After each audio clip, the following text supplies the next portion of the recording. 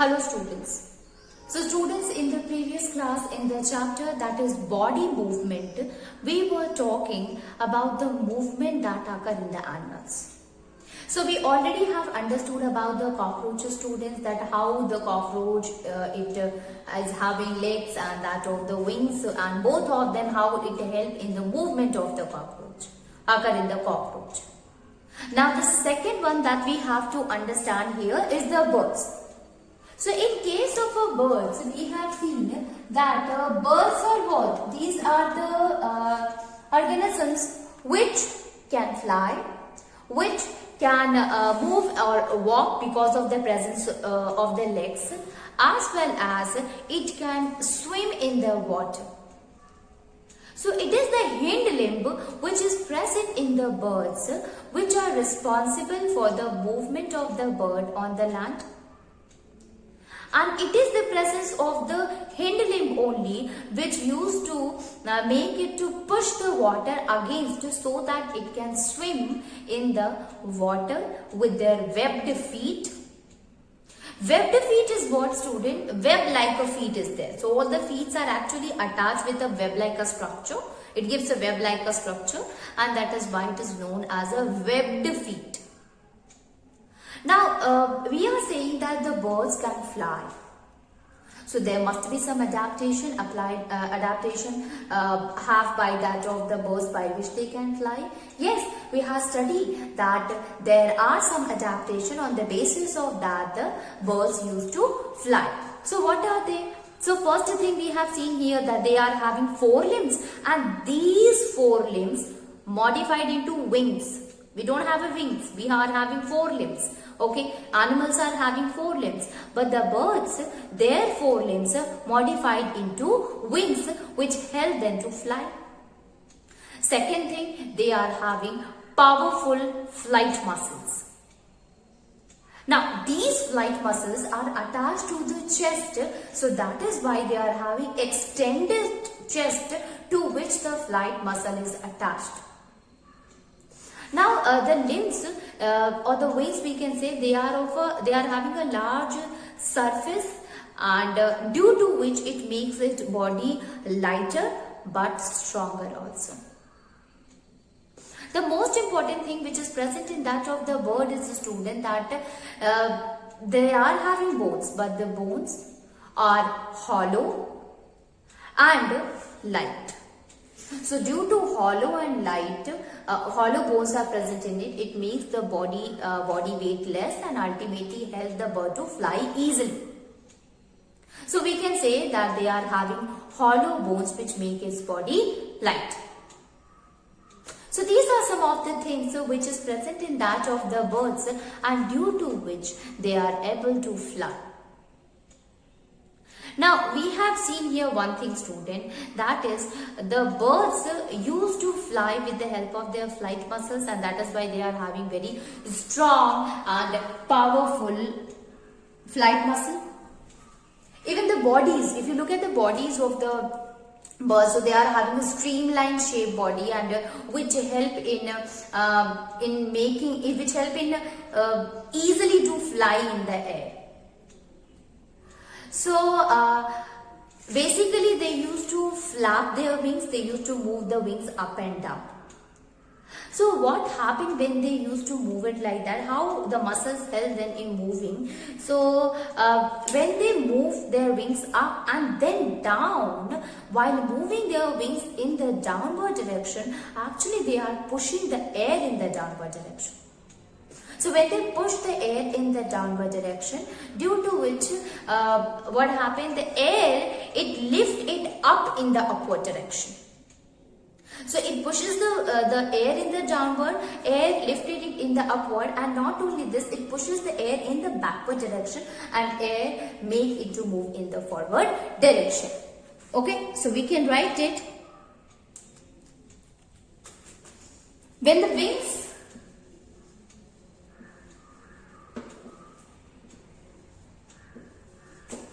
of the birds pushes the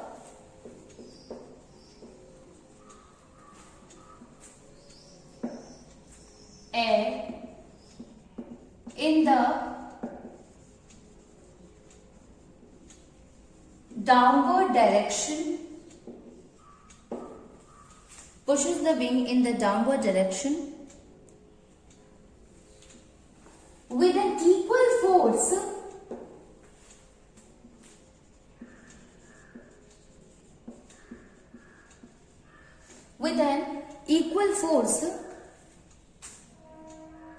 which make it to go up.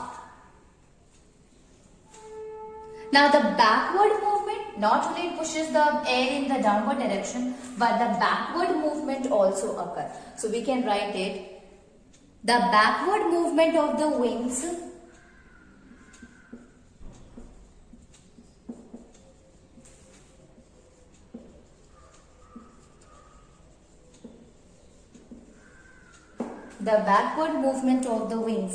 pushes the air in the backward direction. Pushes the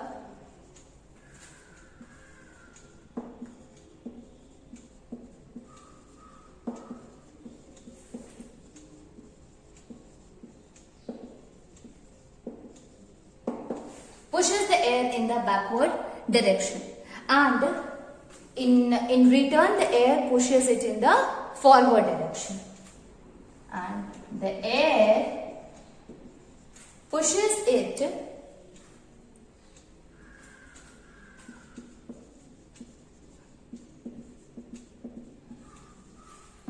forward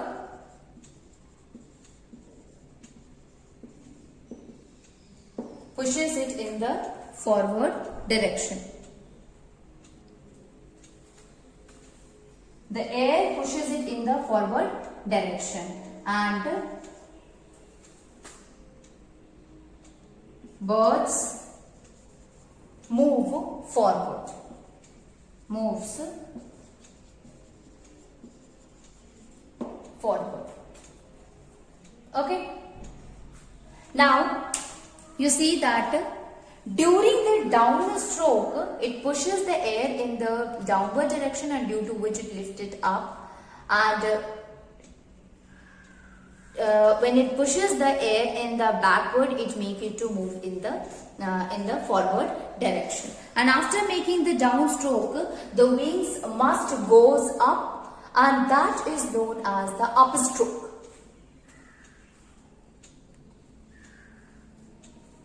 Okay, so we can write it, after this downstroke, the wings will be lifted up by the birds, so that they can do this process of a downstroke again.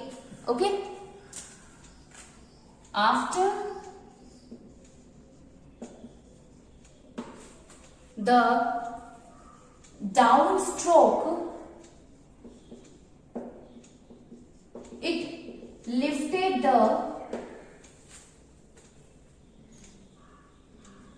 the wings, downstroke, the wings must goes upward. Stroke, the wings must goes back into the original position.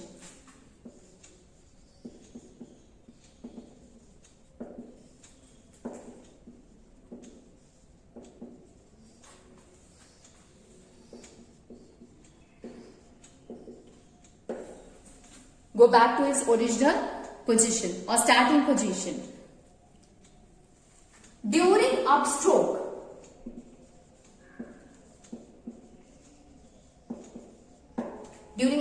what happened? Birds used to lift the wings in the upward direction. Okay, from the lowermost to the uppermost. Lift up their wings from the lowermost to the uppermost. from the lowermost to the uppermost. And again the process of a downstroke occur.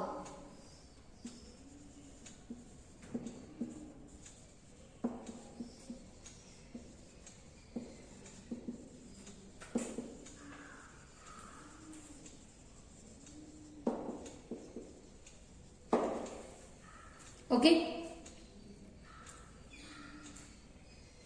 Now here one more thing is there, that while doing the upper stroke they used to fold their wings literally, because you have seen while flapping, so while flapping they used to fold it when they used to move the wings in the upward direction, and then they used to spread it like that while coming to the downward. When it moves in the upward it used to fold it. So why it used to fold it while moving in the upward direction? So that the pressure of the air will be reduced, so it will make them to fly easily. Okay, effect of the air will be reduced. So we can write it, while bringing the wings up,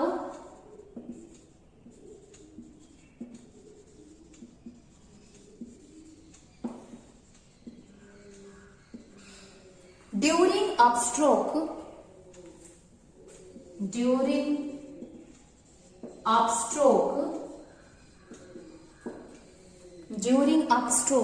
the bird partially fold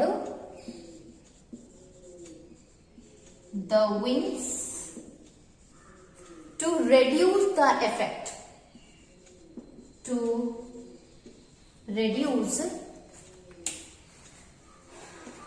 of air.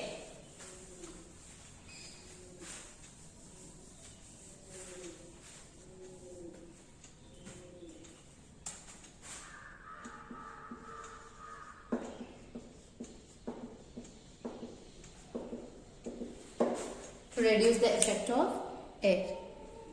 Now, we have seen here, student, that how the movement occur in the case of the bird. So we have seen that it is the birds are their body already had adapted in such a way that they can move easily.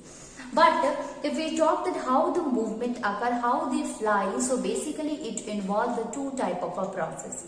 The first one is the upstroke, then downstroke. So downstroke occur in which when it used to the wings, the birds, they used to make their wings to move in the downward direction. So they used to spread the wings and move in the downward direction, and due to which they pushes the air in the downward direction. And in turn, the air, it pushes it in the upward direction. Opposite force will be applied by the air also. So they apply a force on the air to move downward, and the air apply a force it on to move or to lift up. So when they apply a force, so when they move the wings in the downward direction, they pushes the air in the downward direction. So air also pushes it into the upward direction. Now while doing so, they also do one thing, that they not only pushes the air in the downward direction but also in the backward direction.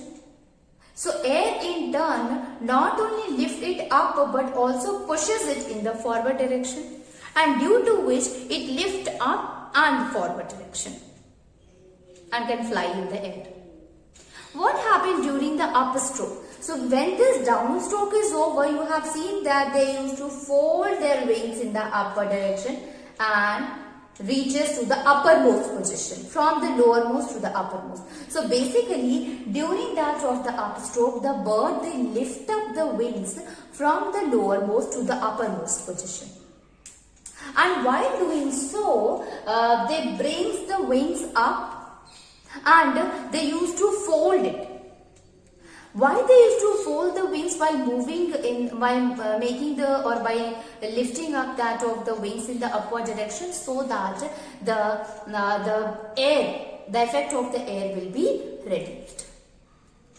So this is how the upstroke and downstroke occur in that of the bird, which help in the movement of the bird, which help them to fly easily in the air. So we will say that not only the body but the way of the movement, downstroke and upstroke, is also responsible for the movement, and this is, we can say, it is the pattern of the movement shown by the bird. Now let us move on, and we have seen here the movement in animals whose are having legs. Now let us see the movement in the animals who do not have legs. Okay, so movement without legs.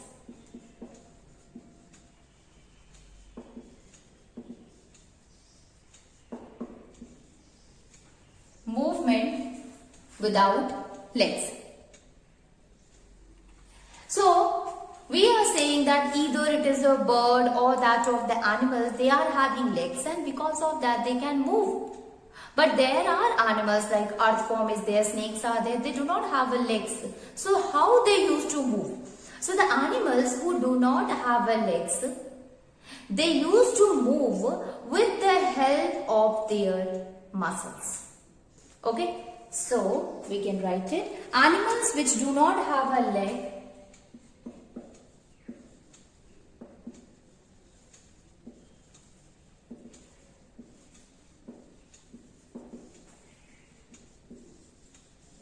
which do not have a legs, use only the muscles, use only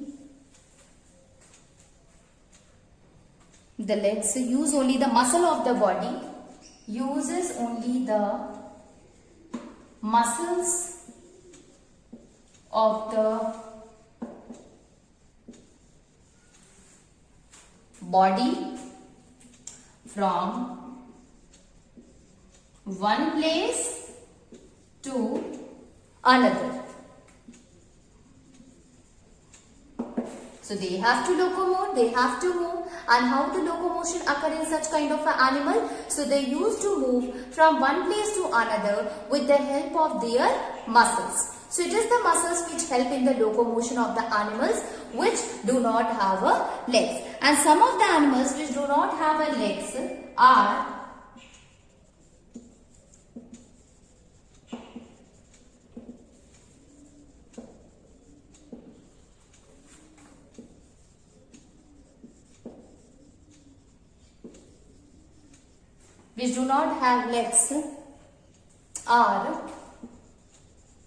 earthworm,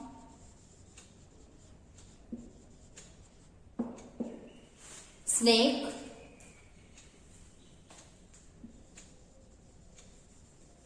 snails, and fish. Okay. So these are the animals who do not have a legs. Either it can be earthworm, snake, snail, fishes are there. There are a lot more. But what we have to study here in this chapter, that is these are, and they do not have a leg. So how they show the movement in their body. So let us try to understand the movement occur in that of earthworm. Earthworm. Movement in earthworm students.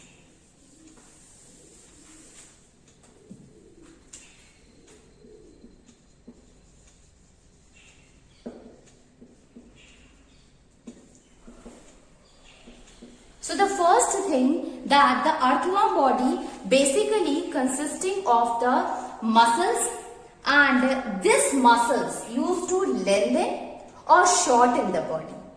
So the muscle used to contract and relax, and due to which we can say it helped in lengthening the body, increases the size of the body, as well as it helped in making them short. So help in lengthening or shortening of the body.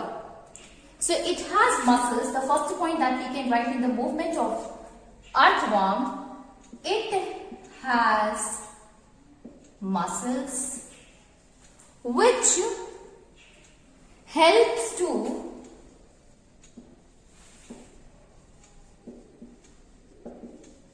lengthen and shorten the body,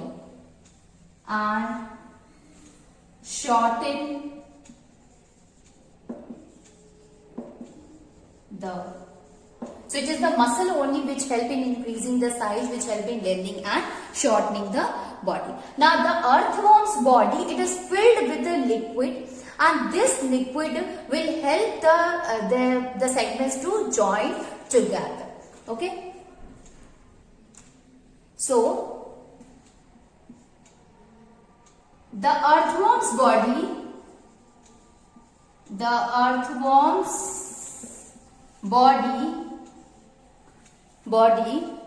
consisting of liquid filled segments. Okay, liquid filled segments, and these segments are joined together. So we can say that is consisting of a liquid filled segments which join together. Okay. Now each segment, if you look at each segment, which we are saying that it is consisting of a liquid filled segments, and these segments, when you look at the segments, they are short and they are fat. So we can say that these liquid filled segments are short and fat, and they join together to complete the body of the earthworm. Okay. So the segment of the earthworm's body, segments of the earthworm's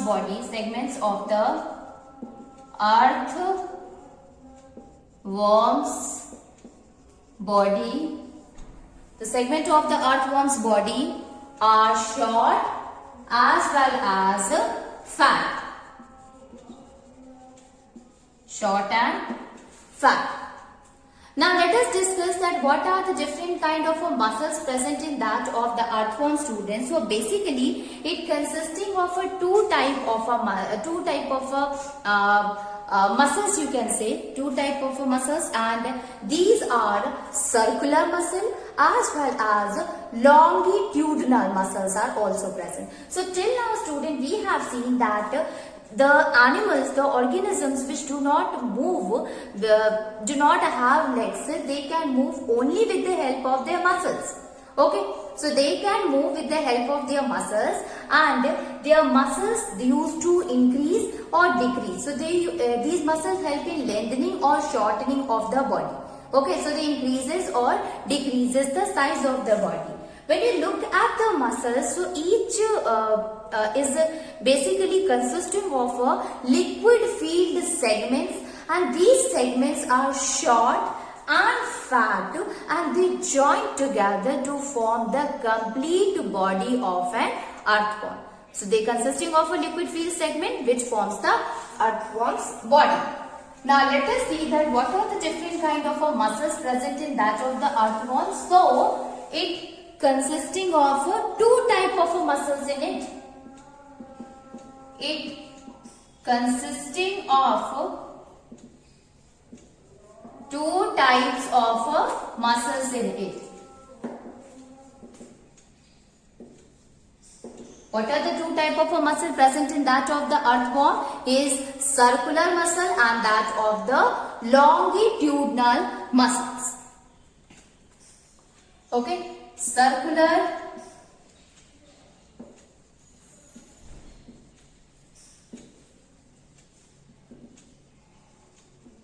and these two muscles, they help in the movement also, because one contract makes or give a shape to the body, other also contract and also give a shape to the body. So let us discuss that how they help in the movement in the body. Okay, so what happens when the circular muscle contract? So when the circular muscle contract, it makes their body long and thick. Okay, so we can write it. When the circular muscle contracts,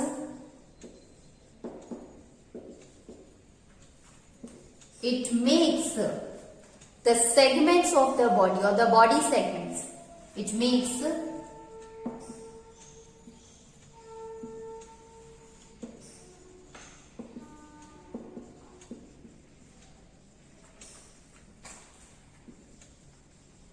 long and thin.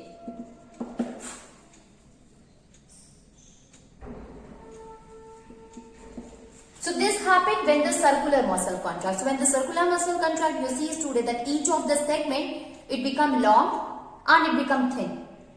Now what happened when the longitudinal muscle contract? So when the longitudinal muscle contract, it will make the long and the thin segments which occur due to the contraction of the circular muscle to become fat and short.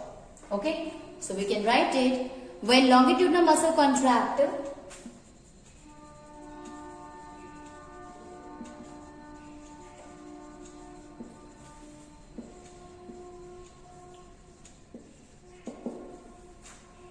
it will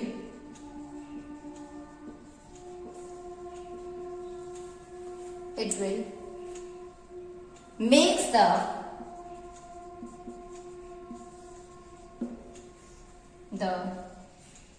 long and the thin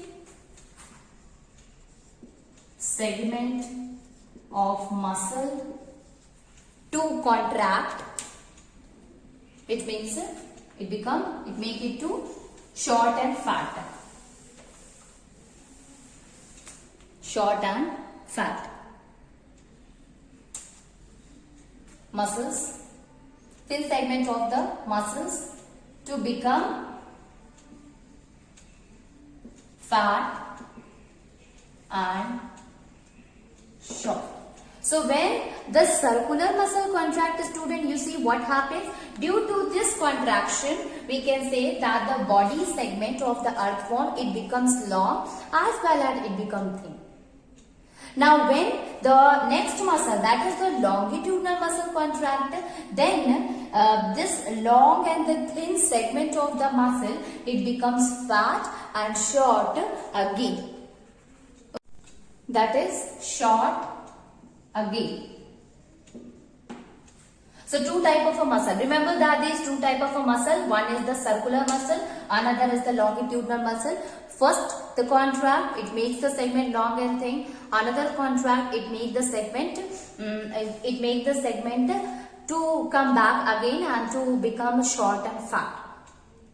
Now there are a hair like a segment or a hair like a strands are present underside the body, which used to make a grip to the ground as well as also help in releasing the body from the ground.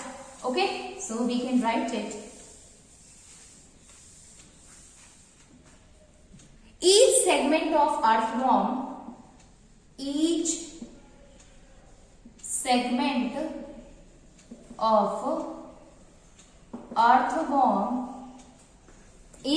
of earthworm's body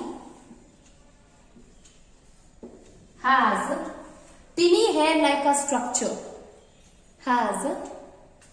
Tiny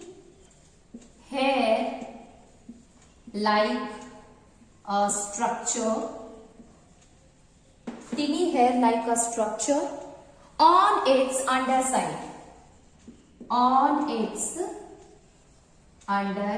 So tiny hair like a strand or tiny hair like a structure is present underside, and basically these hair like a structure can move into the ground. These tiny hair like structure moves under the ground, moves to the ground, into the ground to provide grip. Okay, to grip the ground,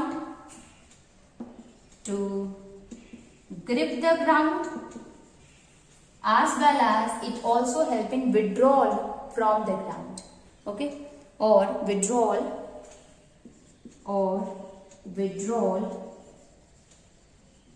to release from the ground. release from the ground. So basically we have seen here three things, students. The first thing that is, it is having a circular muscle, it is having longitudinal muscle, and the third thing is that it is having the segments, that each segment of the body which is filled with the liquid, and that consisting of a hair-like a structure which is present underside and which help in making the grip with the ground as well as withdrawing its body from that of the ground.